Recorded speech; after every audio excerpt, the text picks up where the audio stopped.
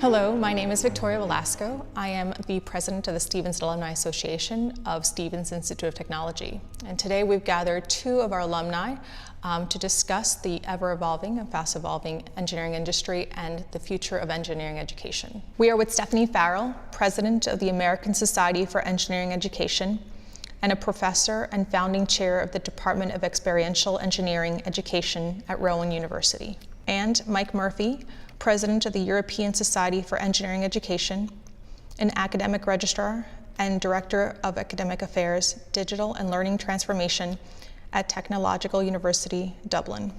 Thank you both for joining us today.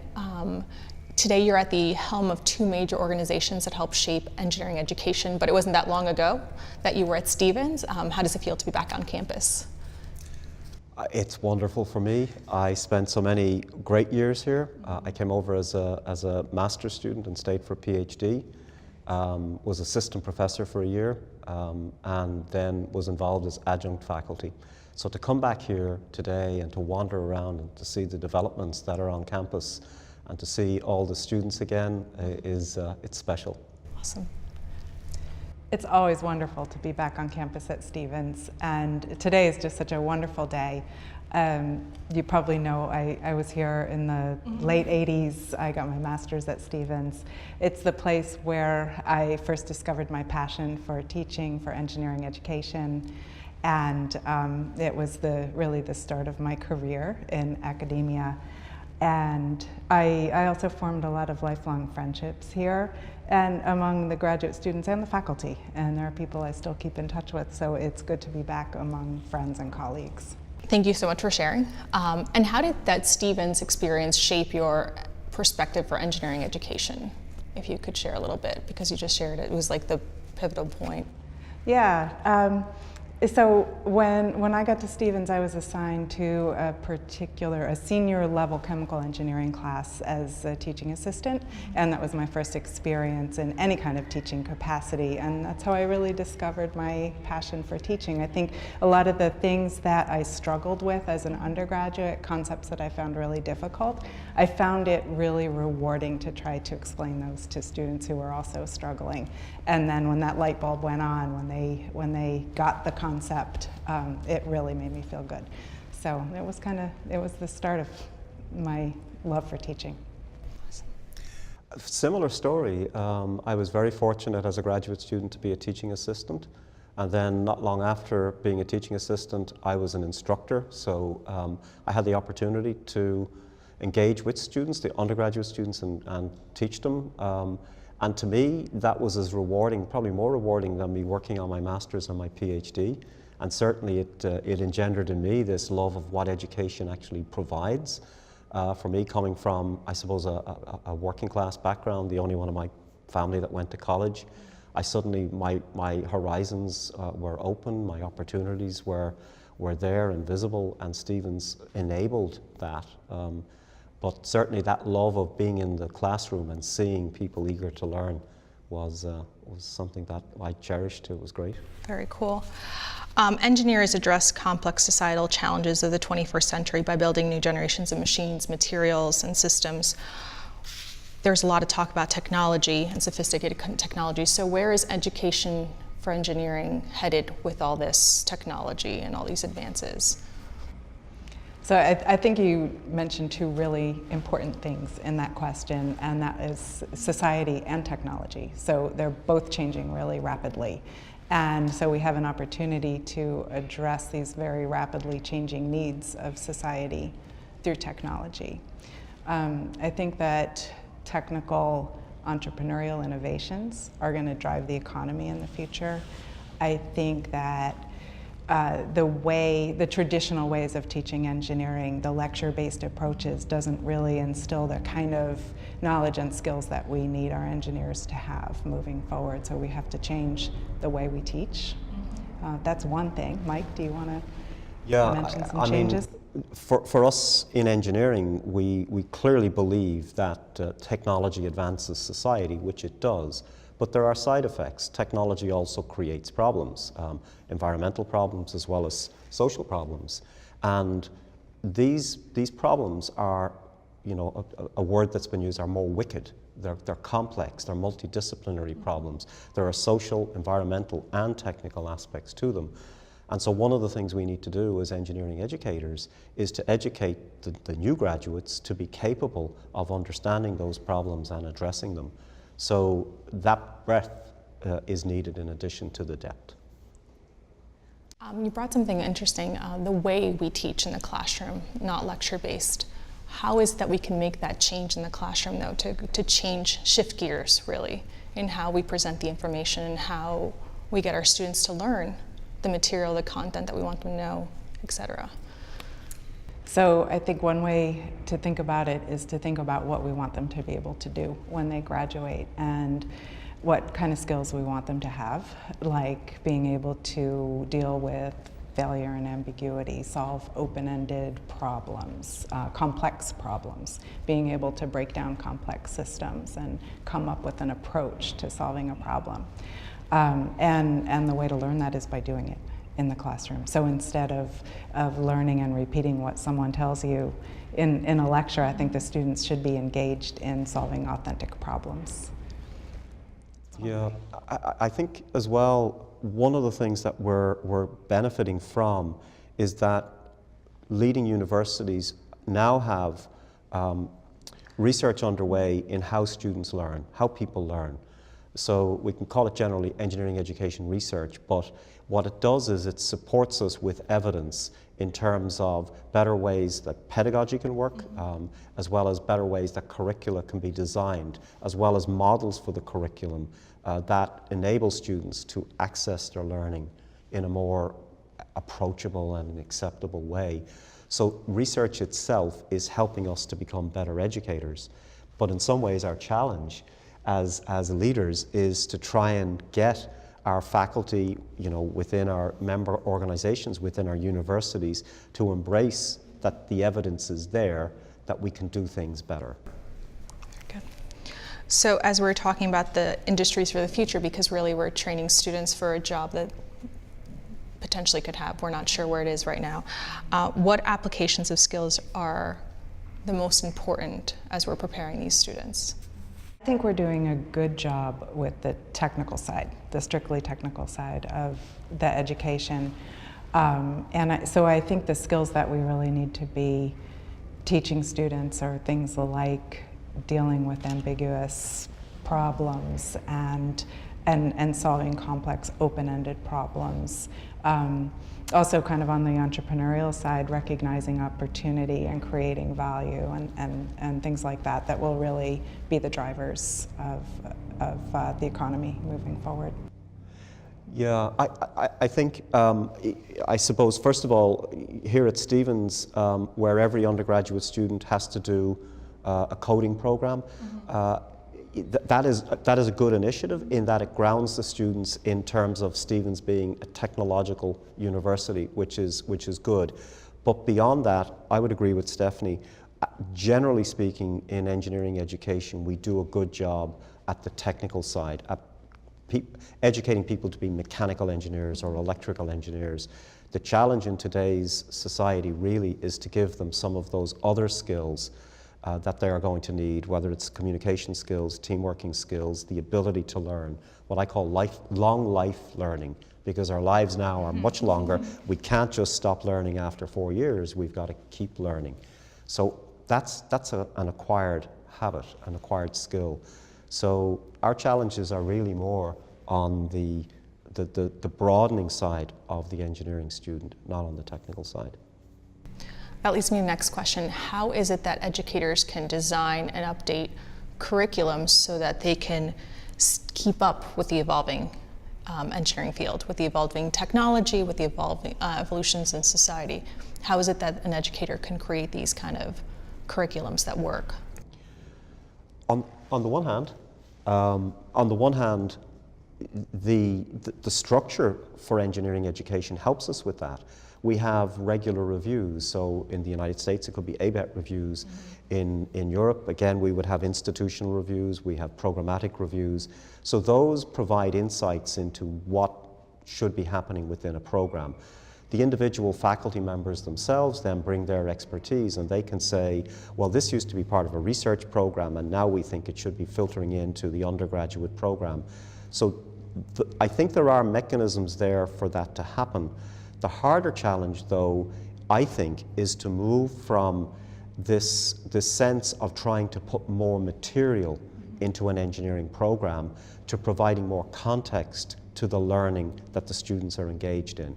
So we tend to provide more what stuff into the curriculum, when what we should be trying to do, in my opinion, is to provide more how. You know, how do you learn this? You know, how will it be used? And more why. Why are we learning it? Why are we asking you to learn it? So I do think the challenge is to move from the what to the how and the why.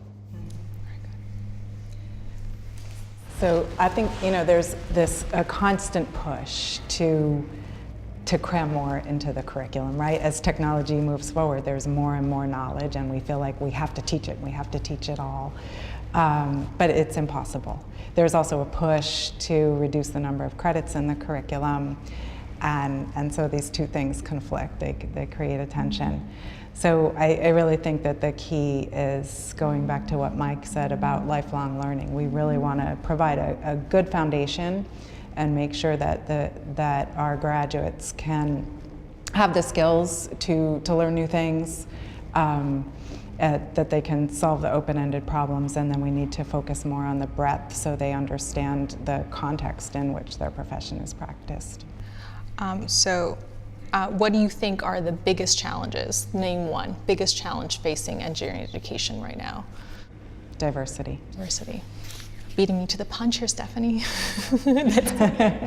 Mike can say a different challenge. Well, I would agree with diversity as a challenge, although the diversity and particularly gender issues that we might face in Europe would be slightly different perhaps in terms of the specific problems here, but in terms of the overall description of a gender diversity and equality agenda, it certainly is prevalent in Europe as well.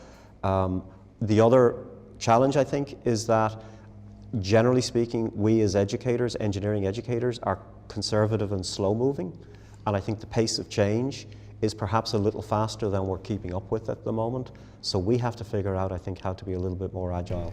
Okay. So going back to the diversity question, however, engineering might have a little bit of a diversity problem. What can we do to increase diversity in engineering / engineering education? I think the two things go hand in hand there. If there was an easy fix. Right, there's no easy fix. People are trying, we're trying to figure this out.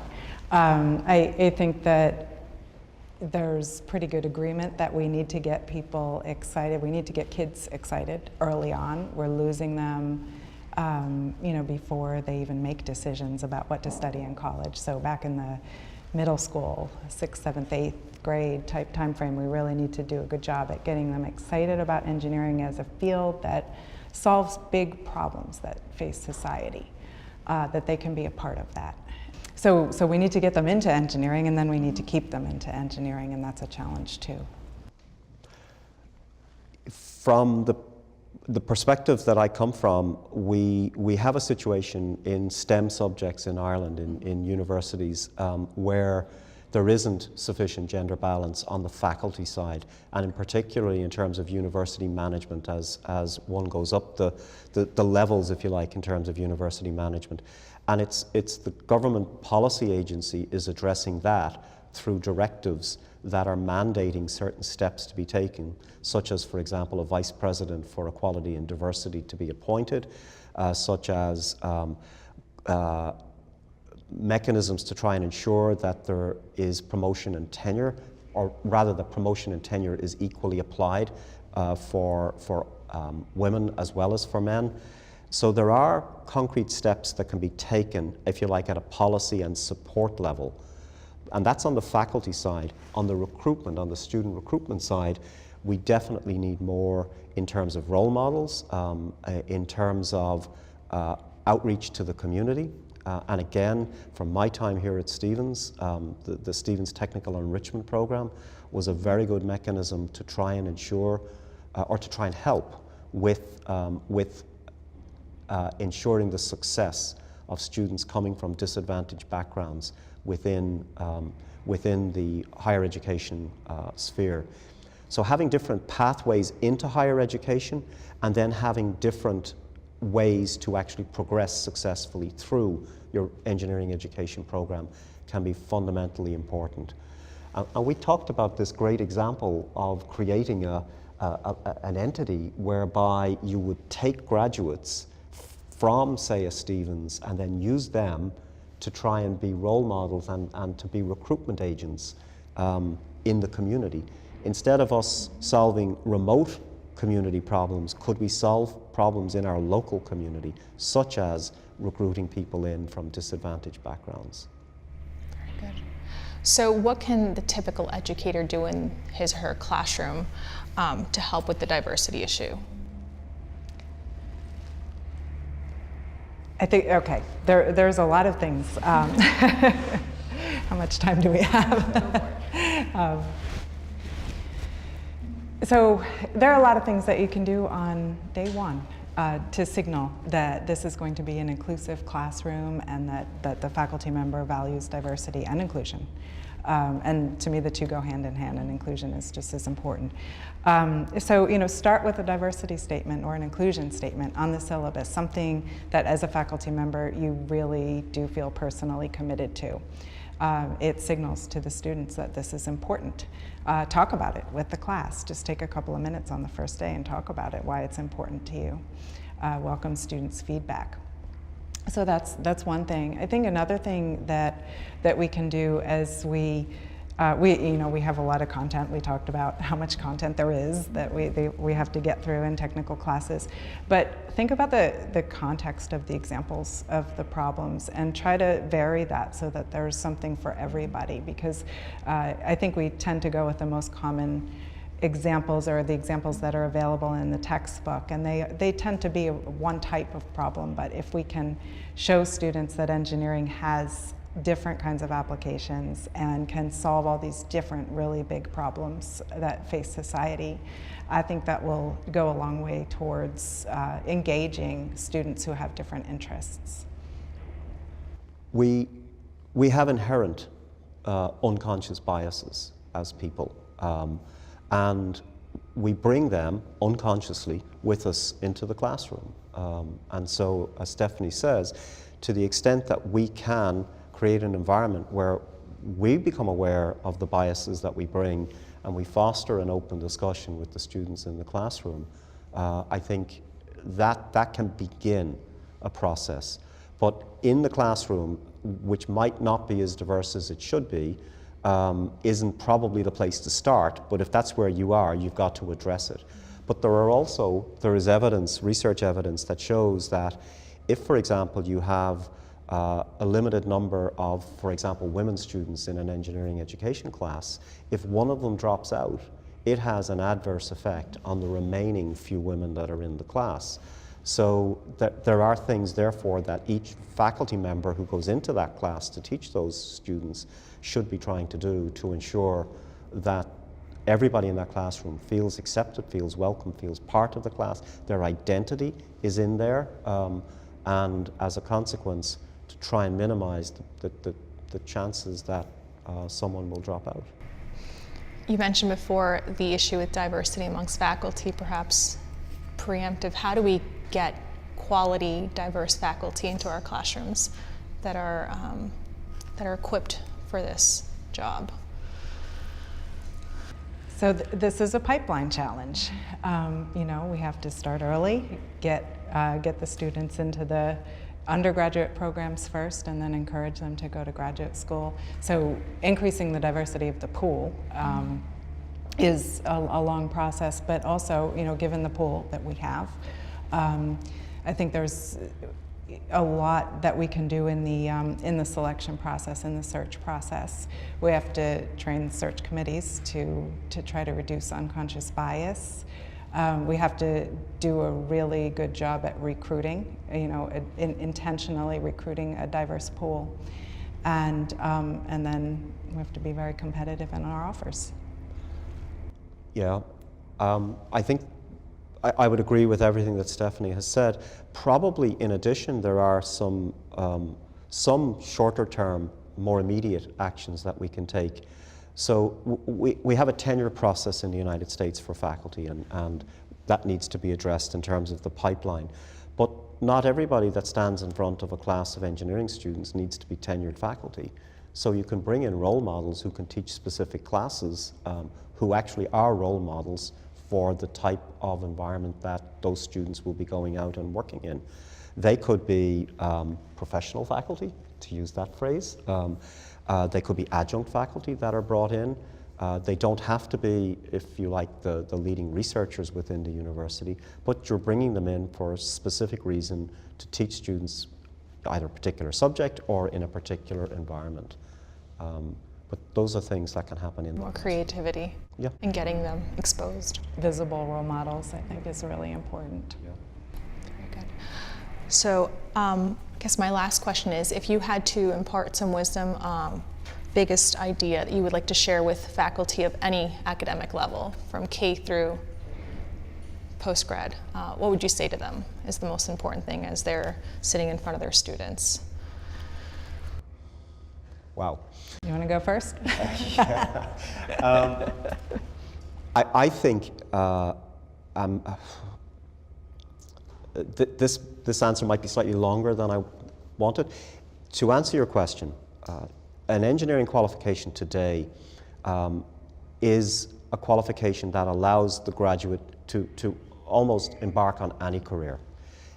You know, yes, to become an engineer is something that is important, but many people don't become engineers. Many people might work at engineering for a couple of years and then adopt a different career path. So the idea that you have to do engineering in order to be an engineer, and that's what your identity and your future will be, I think is becoming less relevant. We still need to educate engineers to be able to solve difficult problems. But we also, as educators, need to recognize that our graduates don't always go out to solve those engineering problems. They are, if you like, my metaphor is they're like a Swiss Army knife. They're capable of doing many things, and they will choose what they want to do, which of those tools they need to apply. We have to help them understand and develop those individual tools on the Swiss Army knife, but they will choose what it is that they want to do. So I think that we have to give our engineering students, so that as graduates, the breadth and the confidence to be able to use all of the tools that they're going to need in modern society. Well, thank you so much. Stephanie, did you want to add something? I'll take a go at it. You have to I have to, I guess. Yeah, I don't know. You pretty much said it all, but all right. So I think to build on what Mike said, our students do need technical excellence, and that's always going to be part of an engineering. But like we said before, we agree that we're generally doing a pretty good job at that. We have to keep up with changing technology. But I think what really differentiates engineers is their professional skills, their ability to lead, their ability to communicate, to collaborate. So I think that we really need to focus on those kind of professional skills, and also that broader context, because we really don't know even what engineering is going to look like in 50 years from now or 25 years from now. And the consideration that we are preparing students for a variety of career paths. So we need to prepare them with the breadth as well as the technical depth. Yeah, if I could add, I think more than any other profession, engineers are changing the world. And in changing the world, we as an engineer and we as engineering educators need to ensure that our students and our graduates understand the effect that they are having on the world, because they can change it, and to give them the skills to understand that and to try and ensure that they can work towards creating the type of world that they want to live in.